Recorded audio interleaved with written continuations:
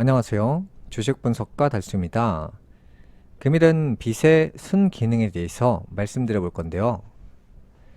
가계빚이 다시 역대 최대치입니다. 가계신용은 기본적으로 은행, 보험사 등 공적 금융기관에서 받은 대출에 카드 사용 금액까지 더한 포괄적 가계빚을 말하는데요. 가계신용은 금리 인상의 영향으로 작년 4분기와 올해 1분기에 잇따라 주추마다 3분기에 다시 새로운 정점을 찍었습니다. 올해 3분기 전체 가계신용이 전분기보다 14조 원 넘게 불어나면서 또 사상 최대 기록을 세우게 됩니다. 주택담보대출이 17조 원 이상 급증하고 여행 여가 수요 등이 늘어나면서 카드 사용량 규모가 증가하였습니다. 뉴스에서 보시면 일본 여행 열풍이다, 해외 여행 열풍이다, 이런 뉴스들을 보셨을 겁니다. 그래서 현재는 빚을 통해 소비를 하는 문화가 자리 잡혔고요. 돈을 빌려 여행을 가고, 돈을 빌려 집을 사고, 돈을 빌려 차를 사는, 현재의 가장 큰 문제는 돈을 빌려 소비를 한다는 겁니다. 빚으로 빚을 막는 서민들. 지난 10월 기준 신용카드 9개사의 카드론 잔액은 약 38조 7,400억 원으로 현재 문제는 돈을 빌렸는데 돈을 갚지 못하는 문제가 발생하고 있는데요. 카드론 대안대출인데요. 카드론을 받고 만기 안에 돈을 갚지 못해 카드사로부터 상한 자금을 재대출받는 상품입니다. 고금리나 고물가에 카드빚을 갚을 여력이 없는 사람이 늘면서 카드론 대안대출 잔액도 1년 새 48%가량 증가했는데요. 당장 상한 부담을 줄일 수는 있는데 신용이 재평가되게 되면서 등급이 떨어지고 기존에 받은 카드론보다 금리가 높아지게 되면서 납부금이 증가하게 되겠죠. 빚이 점점 늘어나는 이유는 20대의 경우 학자금이나 취업 준비 과정에서 발생하게 되고요. 30대의 경우 결혼 및 육아의 시작으로 빚이 늘어나게 되고요. 40대에서 50대에는 직장을 관두고 자영업을 한다, 치킨집을 한다, 교육을 받는다 같은 노후 준비를 위한 새로운 일을 시작하게 되면서 빚이 늘게 됩니다. 60대에는 본격적인 은퇴 시기로 인해서 은퇴를 준비하기 위한 장사를 하기 위해 빚이 늘기도 합니다. 보통 한국인의 빚은 20대에 시작되는데 생애 주기마다 목돈이 필요하기 때문에 빚이 쌓일 수밖에 없습니다. 어떠한 수입이 발생하는 시점과 소비 또는 투자가 발생하는 시점이 일반적으로 다르기 때문에 미래에 내가 벌 돈을 예상해서 빌려오는 겁니다. 그래서 이 사람은 한번 돈을 빌리고 나면 지금은 소비를 하겠지만 앞으로 예를 들어서 10년, 20년, 30년 동안 돈을 갚는데 세월을 보내야 되기 때문에 30대 직장인이 연봉이 5천만 원입니다. 집을 사고 차를 사고 신용대출을 받아서 주식을 샀거나 다른 다양한 투자를 했는데요. 이 사람이 연봉은 보기 좋은 연봉 5천입니다. 그런데 빚을 통해서 나의 현재 상황을 업그레이드를 하는 거죠. 500만 원밖에 목돈이 없는데 차를 5천만 원짜리를 산다거나 5천만 원밖에 없는데 집을 4억짜리를 분양받는다거나 돈이 없는 사람이 내 자신의 레벨을 업그레이드를 하기 위해서 내가 미래에 벌 돈, 10년, 20년, 30년 동안 벌 돈을 은행에서 빌려오는 겁니다. 그리고 지금 사용하는 거죠. 그래서 2020년도 이후에 잘 보시면 물건이 없어서 난리였죠. 부동산 물건이 없고 중고차도 구하기 어려웠고 신차 같은 경우도 계약하면 2년이나 기다려야 됐고, 그게 뭐냐면 많은 사람들이 미래에 내가 벌 돈을 땡겨와서 지금 소비를 한 거잖아요. 그리고 지금 내가 그 물건들을 떠안고 있고 빚도 잔뜩 떠안고 있는 상황에서 내가 아무리 연봉 5천만 원이라고 하더라도 이중 4천만 원을 빚을 갚고 나머지 1천만 원을 가지고 생활을 하기 때문에 경제가 돌아갈 수가 없는 시스템으로 바뀌는 거죠. 라면만 먹어야 되는 거예요, 한마디로. 그런데 내 현재 상황은 돈이 없는 내가 5천만 원짜리 자동차가 생겼고 4억 원이 넘는 집이 생겼고요. 내가 빚을 이용해서 주식을 보유하고 있으니까 마음만큼은 든든합니다. 하지만 현실은 돈이 없기 때문에 나가서 제대로 된 외식이나 식사를 할 수가 없겠죠. 현재는 빚이 있는 사람들이 2천만 명가량 되잖아요. 그러다 보니까 소비 여력이 없는 고객인 거죠. 그러니까 쉽게 말해 인구의 절반 이상은 소비 여력이 없어진 상태다. 그래서 제가 경제 위기를 2024년으로 꼽는 이유가 돌려막기와 버티기 그 시간이 보통 시차가 1년 정도까지 마지막으로 버티기를 하다가 결국에는 쓰러지는데 그게 바로 2024년이라는 거죠. 현재는 마지막 버티기에 들어갔다고 보시면 됩니다. 사람들이 빚을 내는 이유가 나이대별로 이유는 다양합니다. 하지만 자기의 레벨을 업그레이드를 하기 위해서 카드를 사용해서 명품을 사거나 통장에 1,000만 원밖에 없는데 제네시스를 산다거나 통장에 1억 원밖에 없는데 5억 원짜리 아파트를 분양받는 형태로 살아간단 말이죠. 왜냐하면 나의 행복은 주변 평균을 비교하는데요. 주변에서 집을 사고 차를 사면 나도 그렇게 살아야 된다는 착각에 빠져 삽니다. 자동차 대출을 이용하면 큰돈 없이 차를 바로 살 수는 있겠죠. 다만 내가 대출의 노예가 되는 거죠. 자식도 태어났으니 더 큰 집으로 옮겨볼까 이런 생각을 하는 시기부터 재앙이 찾아오는 겁니다. 노후 자금을 위해서 주식을 산다거나 가게를 하나 차려볼까 같은 사업을 시작해서 조그만하게 시작을 하면 되는데 남들이 보는 눈도 있고 내가 좀 크게 하고 싶으니까 빚을 이용해서 내가 지금 보유하고 있는 현금으로 무언가를 하는 거에 대해서 만족을 못하는 사람들이 대출을 이용해서 과하게 실행하는 거죠.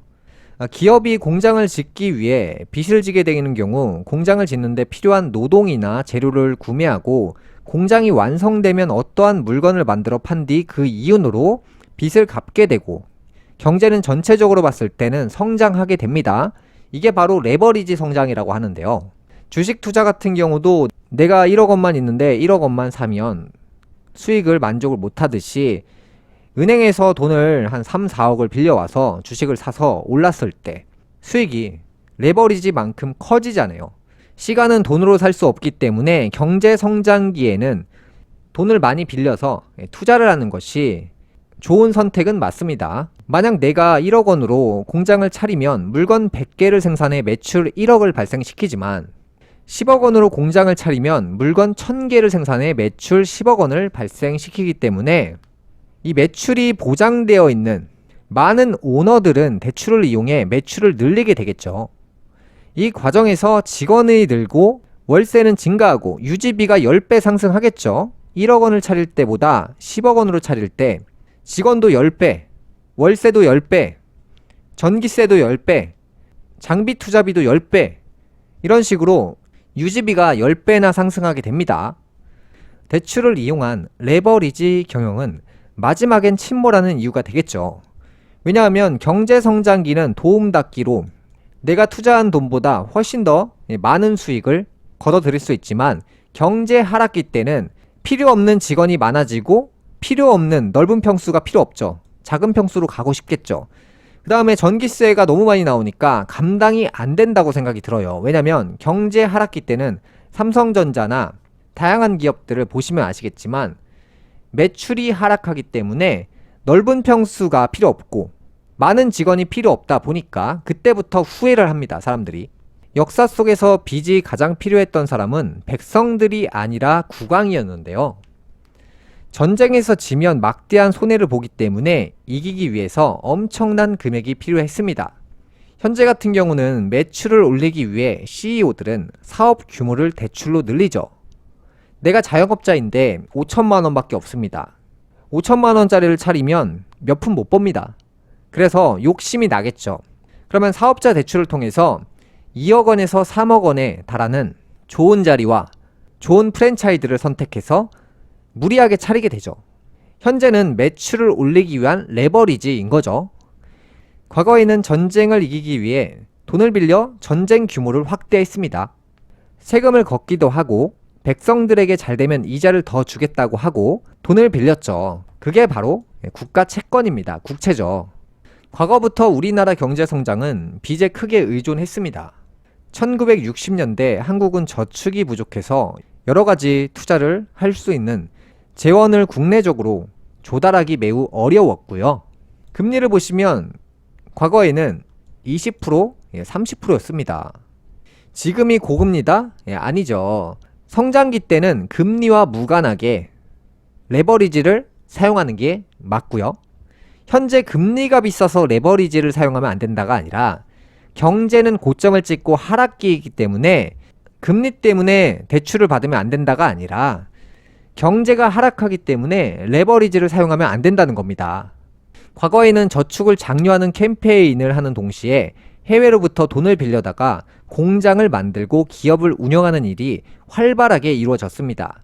그 뒤로 무슨 일이 생겼죠? IMF가 터졌죠. 성장기 때 도움닫기를 해서 더 많은 돈을 벌기 위함인데, 이 레버리지 제도라는 것은 중요한 것은 경제 하락기를 예상해서 경제 하락기가 오기 전에 대출을 전부 다 청산해야 된다는 거예요. 금리 때문에 대출을 청산한다가 아니고요. 경제 성장기인지 하락기인지를 자세하게 분석을 해서 경제 하락기 때는 매출이 감소하고 레버리지로 인해서 타격을 받기 때문에 금리보다 먼저 봐야 될 것은 경제 하락기를 보면서 레버리지를 중단해야 됩니다. 빚을 잘 활용한 개성상인들은 고려 조선시대 개성을 중심으로 인삼, 홍삼 제조업을 경영하면서 엄청난 부를 이루었는데, 이 과정에서 시변이라는 대출이 존재했는데요. 개성상인들 사이에는 담보물 없이 신용만으로 단기 자금을 거래하는 시변이라는 금융제도가 있었습니다.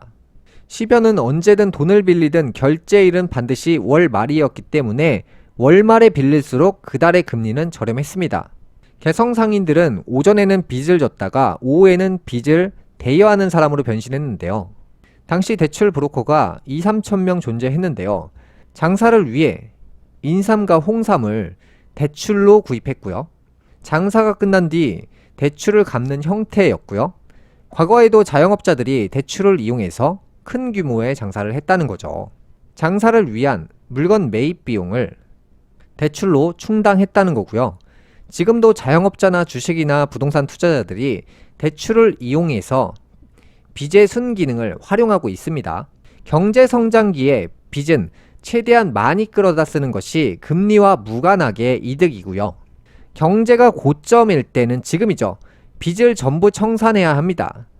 과거의 시변이라는 금융제도처럼 투자나 장사가 끝나면 재빠르게 갚아야 생존할 수 있다는 거죠. 경제 하락기에 갚지 못한 빚이 있다면 이로 인해 빚을 보유한 국가나 국민들이 침몰하게 됩니다. 그게 바로 이제 미국이나 중국, 한국, 일본 등이 있다는 거죠. 과거의 시변 금융제도는 현재의 콜 금리와 비슷한데요. 은행도 영업을 하다 보면 급하게 돈이 필요할 때가 있는데 다른 은행에서 돈을 빌리면서 주고받는 이자를 말하는데요. 정말 급전이 필요할 때만 하기에 초단기 거래로 불리는데 거의 하루 이틀을 기준으로 이자율을 이야기합니다. 돈이 모자라면 언제든 조달이 가능하고 남으면 효율적으로 융통하기 때문에 모자라거나 남지 않을 때 빚의 순기능을 발휘하는데요. 그러니까 이제 A 금융사하고 B 금융사하고 서로 돈이 없을 때가 있고 있을 때가 있기 때문에 이 둘의 관계가 돈이 뭐 한 달, 두 달 이렇게 필요한 게 아니라 단기로 몇 시간에서 하루 정도 자금이 필요할 때 여유가 있는 쪽에서 빌려주는 제도입니다. 그게 바로 이제 과거에는 시변이라는 금융제도였습니다. 오늘의 방송 포인트는 많은 사람들이 경제 성장기에 레버리지를 사용했고요. 이 레버리지를 언제 청산하는지 모르시는 분들이 계실 거예요. 레버리지는 금리로 인해서 망가지는 게 아니고요. 금리보다 중요한 것은 경제 하락기 때 상한 여력이 없는 사람들이 그 인구가 증가하기 때문에 레버리지를 보유한 사람부터 붕괴가 되기 때문에 지금은 레버리지를 청산해야 될 시기입니다. 3년에서 5년 사이에 고점을 유지하다가 터진다고 이전에 말씀드렸는데요. 2020년 코로나 때부터 5년을 산정해보면 2024년이 5년 차입니다. 그렇기 때문에 2024년에 세계 경제가 붕괴될 확률이 매우 높다는 거죠. 금일 방송은 여기까지 하겠고요. 다음 시간에 뵙겠습니다. 시청해 주셔서 감사합니다.